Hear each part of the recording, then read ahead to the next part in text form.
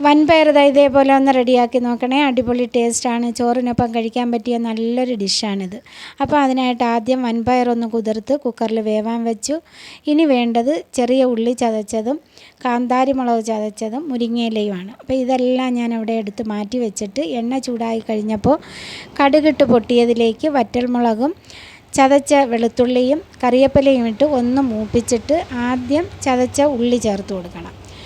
ഉള്ളി ഒന്ന് വഴന്ന് കഴിയുമ്പോൾ മുരിങ്ങയിലയും കാന്താരി മുളക് ചതച്ചതും ചേർത്ത് ഇലയെല്ലാം ഒന്ന് വാടിയതിലേക്ക് വെന്ത വൻപയർ ചേർത്ത് ആവശ്യത്തിനുള്ള മഞ്ഞൾപ്പൊടിയും ഉപ്പും ചേർത്ത് ഇളക്കി യോജിപ്പിച്ചിട്ട് ഒരിത്തിരി തേങ്ങയും കൂടിയിട്ട് അടച്ച് വെച്ച് പയറിലെ വെള്ളം എല്ലാം വറ്റുന്നത് വരെ ഇടയ്ക്ക് ഇളക്കി യോജിപ്പിച്ചെടുക്കാം. ഇറക്കാൻ നേരം ക്രഷ് ചെയ്ത മുളകും കൂടി ചേർത്തെടുത്താൽ അടിപൊളി വൻപയർ താളിച്ചതിവിടെ റെഡിയായി കിട്ടും. അപ്പോൾ ഓക്കെ, ബൈ.